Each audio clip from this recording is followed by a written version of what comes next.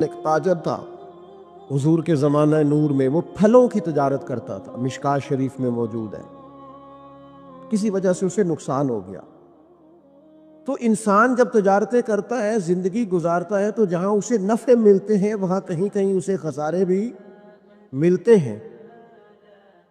تو الگ بات ہے کہ ہم صرف نفعوں کے قائل ہوتے ہیں، خساروں کے قائل ہی نہیں ہوتے۔ وہ تاجر تھے، پھلوں کے تاجر تھے، بڑی اچھی تجارت کرتے تھے، کسی وجہ سے نقصان ہو گیا۔ اب وہ حضور کی بارگاہ میں آئے۔ ہمارے ہاں یہ ہوتا ہے کہ لوگ کہتے ہیں میرا کیا لینا دینا، بلکہ اگر کوئی بندہ اس طرح کا مسئلہ حل بھی کرا رہا ہو تو کہنے حضرت صاحب تو اڈا نہیں ہے کام۔ اس تاجر نے اس بارگاہ میں آ کے کہا جہاں جو آ جاتا ہے ہمیشہ بامراد ہی جایا کرتا ہے۔ یا رسول اللہ صلی اللہ تعالی علیہ وسلم، میں پریشان ہو گیا ہوں۔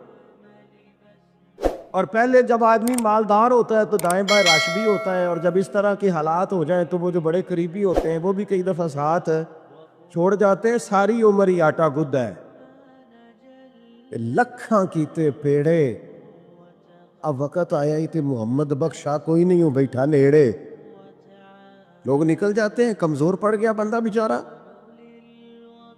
حضور کی بارگاہ میں عرض گزار ہوا، یا رسول اللہ تکلیف میں ہوں، تاجر تھا، پھلوں کی تجارت کرتا تھا اور مشکات میں موجود۔ نبی پاک علیہ السلام نے دعا بھی فرمائی، کرم نوازی بھی فرمائی، رحمت بھی فرمائی، عطائیں بھی فرمائی، لیکن حضور نے نا صحابہ سے فرمایا سارے مل کے اپنے بھائی کی مدد کرو۔ تھوڑے پیسے کسی نے دیے، تھوڑے کسی نے دیے، تھوڑے کسی نے دیے، مل کے۔ اور ایسے لوگوں سے جو لوگ بڑے اس کام کے لیے ہر وقت ذہنی طور پر تیار رہتے تھے، ان لوگوں سے کہا اس کے ساتھ چلو، لیکن اس کا قرضہ ابھی بھی جتنا چڑھ گیا تھا اتنے پیسے جمع نہیں ہوئے تھے۔ اللہ کرے میں آپ کو سمجھاؤں، یہ بھی اخلاقی بلندی والا کام ہے کہ کسی شخص کی کمزوری میں اسے اٹھانا، گرتے ہوئے کو سنبھالنا، پھسلنے والے کو سہارا دینا، بکھرنے والے کو بکھرنے سے بچا لینا، ٹوٹنے والے کو ٹوٹنے سے بچا لینا، پریشان ہو جانے والے کو سمیٹ لینا۔ اللہ کے پیارے رسول صلی اللہ تعالی علیہ وسلم نے فرمایا اپنے بھائی کی مدد کرو۔ لوگوں نے مدد کی، لیکن اس حد تک اس کے پاس پیسے نہ ہوئے جتنا اس کا قرضہ تھا۔ اب حضور نے ان لوگوں کو بلایا جن کے اس نے پیسے دینے تھے، اور پیسے دینے والوں سے کہا کہ اس کے پاس اتنے ہیں، اتنے لے لو، اور چلو تم بھی کچھ نیکی کرو، کچھ لے لو کچھ چھوڑ دو۔ یہ کون کرا رہا ہے؟ رحمت للعالمین نبی۔ اور ہمارا جب کوئی بندہ اس طرح الجھ جاتا ہے پھر تو وہ ساڑھا لگتا ہی کچھ نہیں نا۔ اتنے دنوں تک نہ رشتہ داری ہوتی ہے، نہ دوستی ہوتی ہے، نہ تعلق۔ وہ تیری آنکھ ہو یا سنگ ملامت کی چبھن، کون پہنچا ہے میرے درد کی گہرائی تک۔ دور شہرت میں تو یاروں نے کیا یاد بہت، پر ساتھ آیا نہ کوئی کوچہ رسوائی تک۔ جب حالات خراب ہوتے ہیں تو سب سے پہلا کام یہ ہوتا ہے میرا تعلق کوئی نہیں، اور جب ٹھیک ہوتے ہیں تو پھر بڑی لمبی رشتہ داری نکلتی ہو کہتے ہیں وہ بڑی دور کے میرے قریبی تعلقات ہیں، وہ بڑا دور کا رشتہ ہے میرا، بڑا قریبی لین دین ہے۔ تو بڑی عمدگی سے لوگ بڑی دور شہرت میں تو یاروں نے کیا یاد بہت، پر ساتھ آیا نہ کوئی کوچہ رسوائی تک۔ جو عرض کرنے جا رہا ہوں اس پر آپ نے زیادہ غور کرنی ہے کہ اگر کوئی آدمی گر رہا ہو تو گرتی دیوار کو دھکا نہیں دینا، اسے سنبھالنا ہے۔ اس شخص کو یار حالات ہو جاتے ہیں اوپر نیچے، انسان کمزور پڑ جاتے، رات چلتے چلتے کئی دفعہ گاڑی کا صرف پیٹرول ہی ختم نہیں ہوتا، جو مفت میں پانی ملتا ہے کئی جگہوں پہ وہ بھی ختم ہو جاتا، اور قریب قریب اس کی بھی کوئی شناخت نہیں ہوتی۔ کئی دفعہ صرف پیٹرول کا مسئلہ ہی نہیں ہوتا، وہ جو 20 روپے میں ہوا ٹائر میں بھری جاتی ہے کئی جگہوں پہ وہ بھی نہیں ملتی۔ تو تسلی کے لیے اخلاقی رویہ یہ ہونا چاہیے کہ اگر کوئی بندہ کہیں کمزور پڑ رہا ہے، گر رہا ہے، تو اس کی اس کمزوری پر اسے تھاما جائے، اس کی حوصلہ افزائی کی جائے، تسلی دی جائے۔ لیکن ہمارا یہ ماحول نہیں ہوتا۔ میں اکثر کہتا ہوں دوستوں سے کہ جو آدمی اپنے گھر کی تیسری منزل شروع کرتا ہے نا، تیسرا لینٹر ڈالتا ہے، اسے سارے جا کر پائیا کو کم ہو جاتے دسی بھائی ہونے کیوں دسنا ہے، مالدار آدمی اور تیسرا لینٹر ڈال رہا ہے۔ لیکن وہ بیچارہ غریب آدمی جو بالے ڈال رہا ہے اور لکڑی کی چھت ڈال رہا ہے، وہ اگر کسی سے جا کے کہتا ہے نا تھوڑی امداد کرا دے میرا کام رک گیا، تو کہتے ہیں آپ نے پہلے بتانا تھا۔ اب تو نہیں نا، مطلب وہ تو بڑی پرانی بات تھی، وہ تو میں نے بانٹ دیا، رمضان میں بڑا کر دیا، فلانی جگہ بڑا۔ یہ لہجہ درست، یہ اخلاقی رویہ نہیں۔ حضرت عمار بن یاسر بڑا شروع میں کلمہ پڑھا، ان لوگوں نے بڑی تکلیفیں اٹھائیں جنہوں نے آغاز اسلام میں کلمہ پڑھا، حالات اور طرح کے میرے حضور کو بڑی اذیتیں دی جاتی تھیں۔ ابو لہب، عقبہ بن ابی معیط، یہ حضور کے دو ہمسائے تھے۔ کچھ نفسیاتی تکلیفیں لوگ دیتے ہیں، ذہنی طور پر پریشان کرتے ہیں، مزاج ہوتا ہے۔ وہ دونوں کیا کرتے تھے، وہ سارا اپنے گھر کا کوڑا کرکٹ لا کے حضور کے دروازے پر پھینک جاتے۔ تو نبی کریم صلی اللہ تعالی وسلم فرماتے تھے کیا خوبصورت حق ہمسائیگی ادا کرتے ہو، کیا اچھا تم حق ہمسائیگی۔ اور دونوں طرف کے ہمسائے تکلیف دیتے، اذیت دیتے، حضور کو پریشان کرتے۔ حضرت عمار بن یاسر رضی اللہ تعالیٰ عنہ فرماتے ہیں کہ بڑی تکلیف دیتے۔ حضرت عمار بن یاسر رضی اللہ تعالیٰ عنہ کی جو والدہ ہیں وہ اسلام کی پہلی شہیدہ ہے، حضرت سمیہ ان کا نام تھا، اسلام کی پہلی شہیدہ۔ ان کے زیر ناف ابو جہل نے نیزہ مار کے انہیں شہید کر دیا۔ حضرت عمار بن یاسر رضی اللہ تعالیٰ عنہ فرماتے ہیں کہ میرے والد کو اتنی تکلیفیں دی گئیں کہ وہ ان اذیتوں کی وجہ سے دنیا سے پردہ کر گئے۔ حضرت عمار بن یاسر کو خود کافر اتنا مارتے تھے کہ وہ اپنی حواس کھو بیٹھتے تھے اور ایسی باتیں کرتے تھے کہ سمجھ نہیں آتی تھی کہ یہ عمار بن یاسر بول رہے ہیں۔ اتنی سخت اذیت دیتے، اتنی سخت۔ دکھ قبول محمد بخشا، راضی رہن پیارے، دکھ قبول محمد بخشا، بس راضی رہن۔ اتنی تکلیف دیتے کہ حضرت عمار بن یاسر حواس کھو بیٹھتے، تکلیف میں آتے، بڑا سہا، بڑا برداشت کیا۔ ایک دن میرے رسول پاک تشریف لائے اور حضور نے کہا او آل یاسر میں تمہیں مبارک دینے آیا ہوں، رب کریم نے تمہارے لیے جنت میں مکان بنا دیے ہیں۔ حضور نے تمہارے لیے، اللہ نے تمہارے لیے جنت میں مکانات، تمہیں مبارک ہو۔ تمہاری اذیتیں، تمہاری تکلیفیں، تمہارے درد، تمہاری راتیں کام آ گئیں۔ مالک نے تمہارے لیے مکانات بنا دیے ہیں، حالات ٹھیک کر دیے ہیں، طبیعتوں میں بہتری آ گئی ہے۔ میرے محبوب کریم رؤوف الرحیم سید عالم نور مجسم شفیع معظم آقا دو عالم صلی اللہ تعالی علیہ وسلم نے انہیں خوشخبری سنا دی۔ حضرت عمار کہتے ہیں پھر حالات بدلے، پھر میں نے جو مجھے اذیتیں دینے والے تھے میں نے انہیں گڑھوں میں گرتے دیکھا۔ آپ فرماتے ہیں ابو جہل کی لاش اٹھانے والا بھی بدر میں کوئی موجود نہ تھا، اور ابو لہب جو مجھے تکلیفیں دیتا تھا وہ مکے کے چوک میں مرا ہوا پڑا تھا، پر کوئی اس کے قریب جانے والا بھی موجود نہ تھا، کوئی نہیں تھا۔ نبی پاک علیہ السلام کے زمانے میں ایک مرض پھیلتا تھا، اس کو طاعون کا مرض کہتے ہیں۔ پھنسی نکلتی تھی، پھوڑا نکلتا تھا اور پھر وہ جسم میں پھیل جاتا تھا اور انسان اس کی وجہ سے دنیا سے چلا جاتا تھا۔ حضرت معاذ ابن جبل حضور کے بڑے پیارے صحابی ہیں، وہ بھی طاعون کے مرض سے دنیا سے گئے، ان کو طاعون کا وہ مرض ہو گیا تھا۔ حضرت ابو عبادہ بن جراح رضی اللہ تعالیٰ عنہ، نبی پاک علیہ السلام نے فرمایا یہ میری امت کا امین ہے، ان کو امین الامت کہا جاتا ہے، اور عشرہ مبشرہ صحابی ہیں، ان 10 لوگوں میں شامل ہیں جن کے لیے نبی پاک علیہ السلام نے فرمایا تھا میرا تمہارے ساتھ وعدہ ہے رب تمہیں جنت عطا فرمائے۔ اشرم وشرا صحابی، اور اتنے بڑے صحابی کہ انہوں نے میدان احد کے اندر اپنے والد کو قتل کیا تھا۔ لوگوں نے کہا آپ نے اپنا باپ مار دیا، فرمایا باپ نہیں مارا، میں نے اپنے محبوب کا دشمن مارا ہے۔ اتنے پکے عقیدے کے بندے کہ باپ کو قتل کرنا پڑا تو دین کے رستے میں اسے بھی قتل۔ حضرت ابوبکر صدیق رضی اللہ تعالیٰ عنہ فرمایا کرتے تھے جب آپ امیر المومنین تھے، فرماتے تھے اگر میں اپنی جگہ کسی بندے کا بیٹھنا پسند کرتا ہوں تو ابو عبیدہ بن جراح کا بیٹھنا پسند ہے۔ ہمارے اتنا تگڑا آدمی۔ ملک شام کے اندر طاعون کی بیماری پھیل گئی، آپ بھی اس وقت وہیں قرب و جوار کے علاقوں میں تھے۔ طاعون کا مرض پھیل گیا، لوگوں نے آپ سے کہا یہاں سے نکلیے، فرمایا نہیں نکلوں گا، اس لیے کہ میرے نبی پاک علیہ السلام نے فرمایا جہاں یہ وبا پھیل جائے وہاں سے نکلنا نہیں، جو وہاں ہوں وہ باہر نہ نکلیں اور جو باہر والے ہوں وہ وہاں اندر نہ جائیں۔ حضور نے اس احتیاط کا کہا ہے، میں نہیں نکلوں گا۔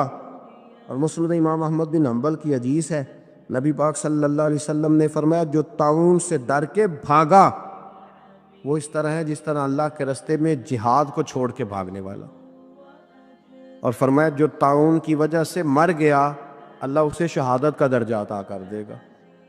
حضرت ابو عبیدہ بن جراح امین الامت فرمایا نہیں جاؤں گا۔ لوگوں نے کہا یہاں طاعون پھیل گیا ہے، تو فرمایا میرے رب کی قدرت ہے، اس کی حکمت ہے، اسے بھی تو پتہ ہے نا اس کا بندہ یہاں موجود، پھیل گیا تو اس کی حکمت ہے، اس کی قدرت ہے۔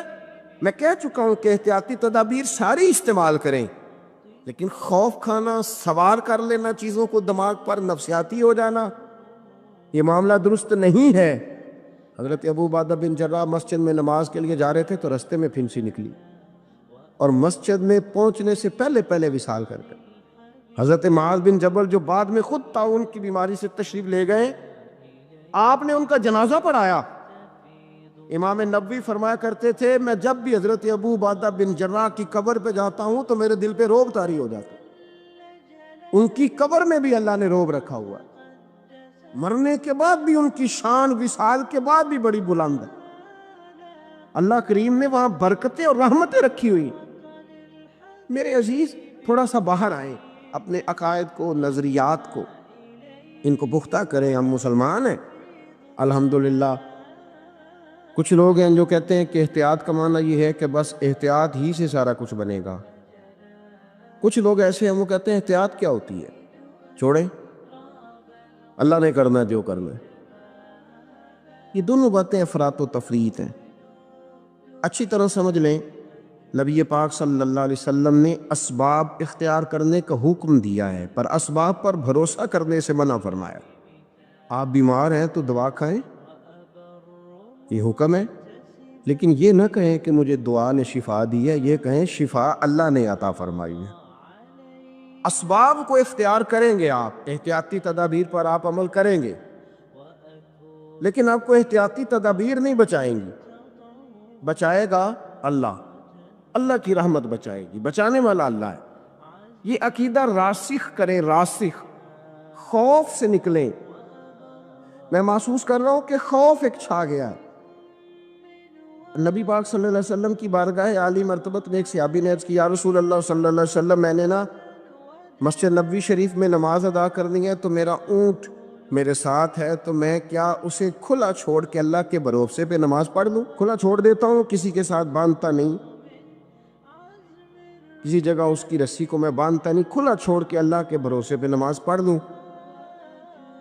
نبی پاک صلی اللہ علیہ وسلم نے جو بات ارشاد فرمائی وہ بس سمجھ لیں آپ، تو بہت ساری باتیں ویسے ہی واضح ہو جائیں گی۔ حضور نے فرمایا اونٹ کو باندھو، پہلے اونٹ کو باندھو، کسی میخ کے ساتھ، کسی قلعے کے ساتھ، کسی جگہ اسے باندھو۔ فرمایا جب باندھ لو نا اب بھروسہ اللہ پہ کرو، بھروسہ اس قلعے پر، اس میخ پر، اس درخت کے ساتھ نہیں جس پر تم نے باندھا ہے، باندھا اس کے ساتھ اور بھروسہ اللہ۔ اس کو سمجھ لیں، نبی پاک صلی اللہ علیہ وسلم کو اللہ نے بڑے کمالات دیے۔ کچھ لوگ ایسے تھے جو سارے کمالات دیکھ کر بھی مطمئن نہیں ہوئے، نہیں کلمہ پڑھا انہوں نے، یہ ایک فکری پہلو ہے، اس پر ضرور غور فرمائیں۔ جب جنگ ہوتی ہے ذاتی مفادات کی، اور جب انسان کو یہ غلط فہمی سما جاتی ہے کہ مجھے بھی کچھ پتہ ہے، مجھے بھی کچھ آتا ہے، اور جب اس کا یہ ذہن بن جاتا ہے کہ میں نے ہر چیز کو پہلے اپنی چھوٹی سی عقل کے دائرے میں رکھ کے اچھی طرح سے پرکھنا ہے، اگر میری عقل پر چیز پوری آئے گی تو قبول کروں گا، ورنہ قبول نہیں کروں گا۔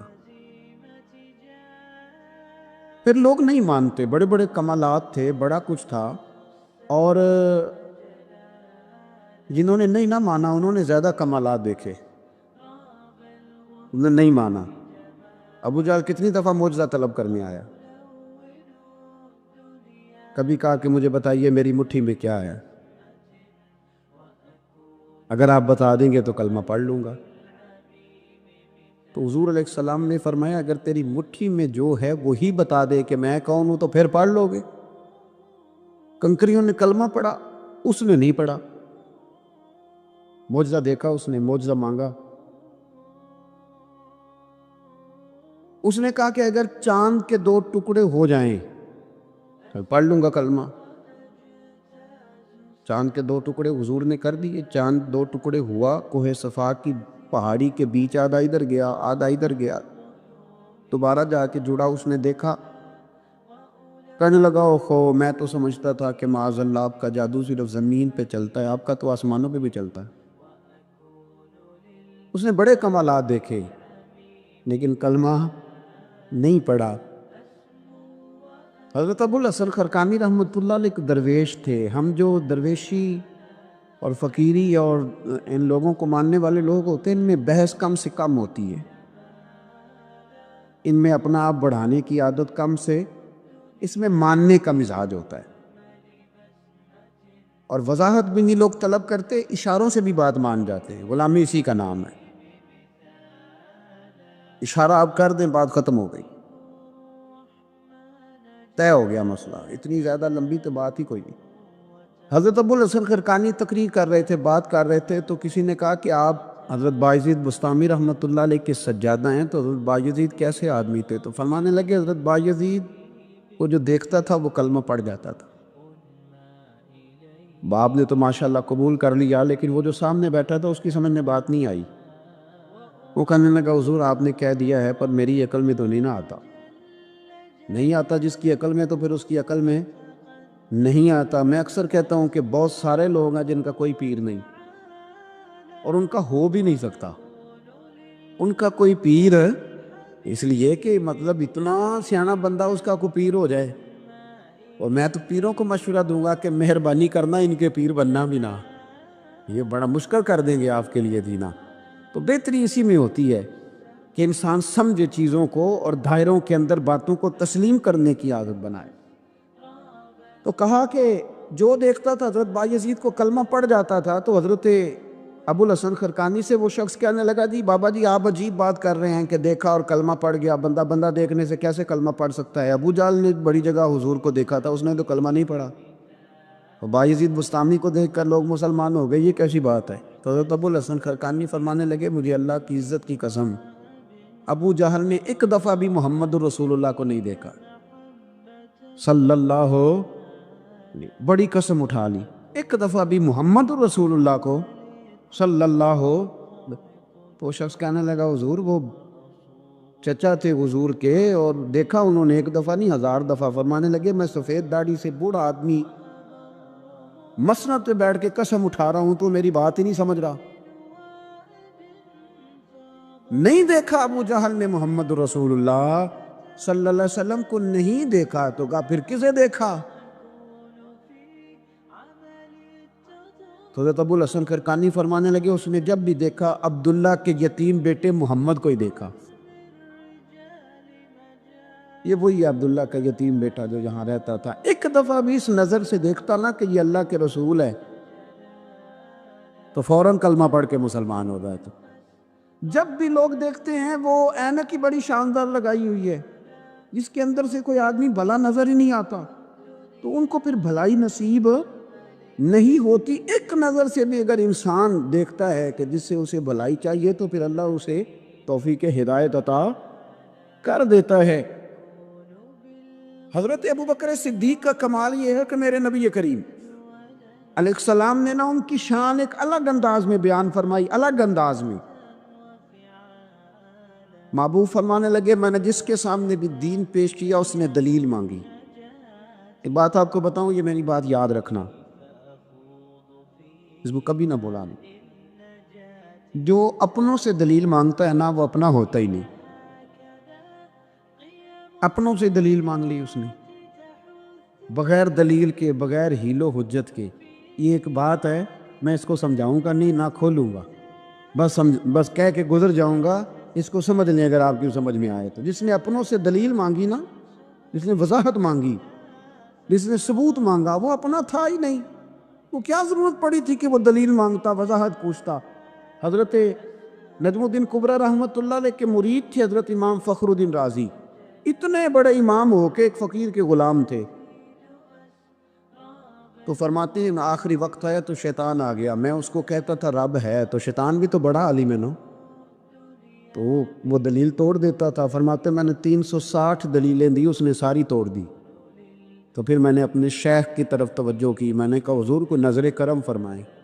تو شیخ نجم الدین کبریٰ فرمانے لگے اس بے ایمان کو کہہ دے میں اپنے رب کو بغیر کسی دلیل کے رب مانتا ہوں، دلیل کی ضرورت ہی نہیں، بس میرا رب ہے تو رب ہے، ختم ہو گئی بات۔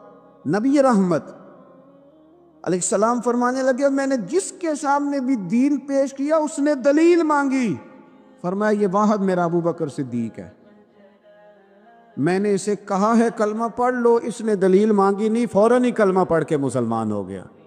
کوئی دلیل نہیں، کوئی معجزہ نہیں، کوئی طلب نہیں، کوئی شے نہیں۔ ساری زندگی مطمئن ہی نہیں ہو پائے لوگ، ساری زندگی اطمینان ہی نہیں ہو سکا۔ اس کو بھی سنا، اس کو بھی سنا، اس سے بھی سوال پوچھا، اس سے بھی پوچھا۔ بھائی تو نہیں، تو مطمئن ہونا نہیں چاہتا، تو بحث کرنے کے لیے علم سیکھ رہا ہے، اس نے عمل کرنے کے لیے سیکھنا ہوتا ہے، اس کو تو ایک حرف ہی بڑا کافی ہوتا ہے، تو ایک لفظ کی ضرورت ہوتی ہے، ایک جملے میں ساری زندگی لوگ گزار دیتے۔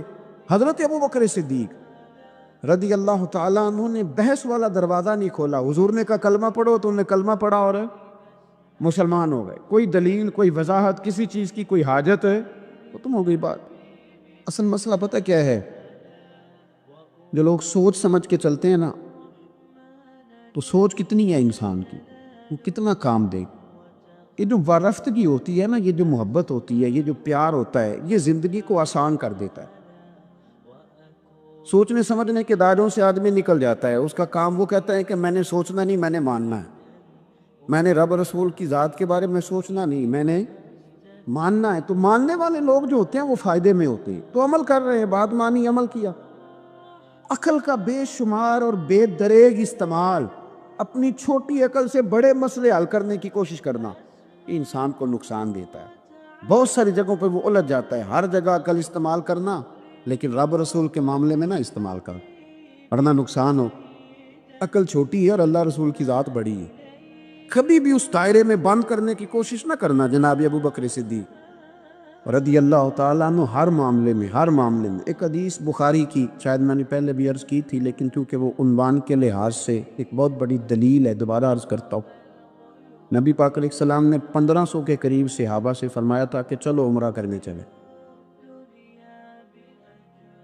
عمرہ کرنے جب ہم جاتے ہیں نا تو ہمارے گلے میں پھول بھی ڈالے جاتے ہیں، اور ہم کو پتہ ہے، بتانا بھی پڑتا ہے لوگوں کو کہ میں عمرہ کرنے جا رہا ہوں۔ پھر روٹی بھی پکتی ہے، پھر سب رشتہ داروں کو پتہ بھی چل جاتا ہے، اور بندہ چلا جائے ایئرپورٹ تو احرام باندھا ہونا تو پتہ چلے نا فلائٹ تو 24 گھنٹے لیٹ ہے، تو جن کو حکم ہے نا کہ تم نے سی بھی نہیں کرنی وہ بھی روڑے اٹھا لیتے ہیں۔ احرام باندھا ہوا ہے، حکم ہے کہ اب تم نے کوئی جھگڑا، کوئی لڑائی، کوئی فساد ہے تو ایئرپورٹ پہ لوگ روڑے اٹھا لیتے ہیں، کہتے ہیں ہم ایئرپورٹ بھی توڑیں گے اور فلائٹ کا جو عملہ ہے اس کا گریبان بھی پکڑیں گے، بڑا کچھ ہی دنیا کرتی ہے۔ اور اگر کسی کے پیر صاحب نے کہا ہو چلو عمرہ کریں، اللہ، اور پھر ایئرپورٹ پہ جا کے پتہ چلے کہ پیر صاحب کے ساتھ تو دھوکہ ہو گیا، بندہ غلط نکلا ہے، پیری مریدی قائم رہے گی؟ سوال ہی نہیں پیدا ہوتا۔ میرے ساتھ ایک سنگی نے ایک دفعہ بات کی, کہنے لگا جی پیر صاحب کامل نہیں. میں نے کہا کیا غلطی ان میں پائی جاتی ہے؟ کہتے میں انہوں نے پوچھ کے باہر دے پیسے جمع کرائے سا کہ میرا کام نہیں بنیا. میں کہ تو پیر پڑھ لے, تیرے تو کوئی نجومی پڑھنا چاہیے تھا, وہ نجومی ہونا چاہیے تھا تیرے لیے, تاکہ وہ اچھی طرح غور کرتا ہے. جی آپ کو پتہ ہے نا اہل سنت میں کتابیں بھی نکلتی ہیں. کئی لوگ کہتے ہیں یہ کوئی کتاب کاٹ کے دسو. میں کیوں کسی لکھی نہیں تو کٹیے کتاب, وہ کون سی کتاب ہے جو آپ کہہ رہے ہیں نکالیں اور ذرا بتائیں کہ فلانا کام میرے لیے ٹھیک رہے گا کہ نہیں. ایک استخارہ ہے دین میں, اور استخارے کا بھی بابت معاملہ یہ ہے کہ آپ نے استخارہ کر لیا, اس کے بعد بھی آپ حتمی فیصلہ نہیں کریں گے. بزرگ کہتے ہیں کہ استخارہ کر کے بھی یہ کہو کہ جی میری سمجھ میں یہ آیا ہے, باقی حقیقتوں کا علم اللہ جانے, اللہ کا رسول جانے صلی اللہ علیہ وسلم, حقیقتوں وہی جانتے. تو الجھے نہیں زندگی میں. 1500 کے قریب صحابہ تھے. حضور نے فرمایا احرام باندھو بھائی, عمرہ کرنا ہے. حدیبیہ کے مقام پہ گئے تو قریش مکہ نے روک لیا, نہیں کرنے دیں گے. جب بات بہت آگے بڑھی تو پھر شرطیں لکھی گئیں. شرطیں بڑی سخت ہیں کہ جو مسلمان مکے سے مدینے آئے گا مدینے والے واپس کریں گے, اور اگر کوئی مسلمان مدینے سے مکے چلا گیا تو مکے والے واپس نہیں کریں گے. ہم ان کے لوگ دیں گے, وہ ہمارا بندہ دیں گے نہیں. یہ شرطیں تھیں. صحابہ پریشان تھے. اب جب شرطیں طے ہو گئیں, شرطیں بھی سخت ہیں, نبی کریم علیہ السلام نے فرمایا ابھی احرام کھول دو, فلائٹ کل نہیں جانی, پرسوں نہیں جانی, یعنی عامی اس سفر میں عمرہ کار ہی نہیں رہے, احرام کھول دو. تو امام زرقانی کہتے ہیں سب لوگ پریشان تھے. سب سے پہلے حضرت ابو بکر صدیق اٹھے, سب سے پہلے اٹھے, اٹھ کے احرام کھولا. ایک شخص نے کہا آپ کو بڑی جلدی ہے, تو آپ فرمانے لگے جلدی والی بات ہی کوئی نہیں, حضور کے کہنے پر باندھا تھا, نبی پاک کے کہنے پر کھول دیا ہے, ختم ہو گئی بات. حضور نے فرمایا باندھ لو تو ہم نے باندھ لیا, حضور نے کہا کھول دو تو ہم نے کھول دی. جلدی والی کیا بات ہے؟ صحیح بخاری کے لفظ ہیں. حضرت عمر کہتے ہیں کہ میری سمجھ میں بات نہیں آتی تھی, دب کے صلح کیوں کریں, ہم تو 313 تھے, تو ہم نے بدر میں ان کو بھگا دیا تھا, اب تو ہم 1500 ہیں, تو ہم ان سے قتال کریں گے, لڑائی کریں گے, جنگ ہوگی. حضرت عمر فاروق رضی اللہ تعالیٰ عنہ فرماتے ہیں حضور نے شرطیں طے کر لیں, بات لکھی گئی. میں نبی پاک کے حجرے میں داخل ہوا, خیمہ لگا ہوا تھا. میں نے جاتے ہی اپنی جذبہ جہاد کا اظہار کیا, اور بڑے جلال میں یا رسول اللہ آپ سچے رسول ہیں؟ بالکل سچا ہوں. قرآن سچا ہے؟ بالکل سچا ہے. اسلام سچا ہے؟ بالکل سچا ہے. حضور ہم دب کے صلح کیوں کریں؟ نبی کریم علیہ السلام نے فرمایا عمر تجھے تیری ماں روئے, میں اللہ کا رسول ہوں, میں وہی کہتا ہوں جو میرا رب مجھے حکم ارشاد فرماتا ہے. کہتے میں نے فوراً عرض کی یا رسول اللہ صلی اللہ علیہ وسلم آپ نے فرمایا نہیں تھا کہ عمرہ کریں گے؟ تو حضور نے فرمایا کہا تھا عمرہ کریں گے, یہ تو نہیں کہا تھا کہ اسی سال ہی کریں گے, کریں گے تو کریں گے. جناب عمر کہتے ہیں میں واپس تو آ گیا, پر وہ میرے اندر جو جذبہ جہاد تھا ابھی ٹھنڈا نہیں ہوا. چند قدموں کے فاصلے پہ ابو بکر صدیق کا خیمہ تھا. میں ان کے خیمے میں جھک گیا. وہی سوال میں نے دہرائے, وہی میں نے کہا عمر ابو بکر یہ سچے رسول ہیں؟ کہا بالکل سچے, قرآن سچا ہے, سچا ہے, اسلام سچا ہے, سچا ہے, تو پھر ہم دب کے صلح کیوں کریں؟ جناب عمر فرماتے ہیں میں قربان جاؤں ابو بکر کے لفظوں میں بھی فرق کوئی نہیں آیا, حروف بھی اتنے ہی جتنے نبی کریم نے ادا کیے تھے. حضرت ابو بکر فرمانے لگے عمر تجھے تیری ماں روئے, وہ اللہ کے رسول ہیں, مرضی سے بات نہیں کرتے, وہی کہتے ہیں جو رب انہیں حکم ارشاد فرماتا ہے. بئی نہیں وہی لفظ. فرماتے میں نے فوراً کہا, میں نے کہا ابو بکر حضور نے فرمایا نہیں تھا کہ عمرہ کریں گے؟ تو کہتے ہیں وہی لفظ, وہی حرف, وہی انداز, وہی طریقہ, وہی سلیقہ, وہی انداز تکلم, بالکل حضور کی اتباع میں اسی انداز میں فرمانے لگے عمر حضور نے فرمایا تھا عمرہ کریں گے, یہ تو نہیں فرمایا تھا کہ اسی سال ہی کریں گے.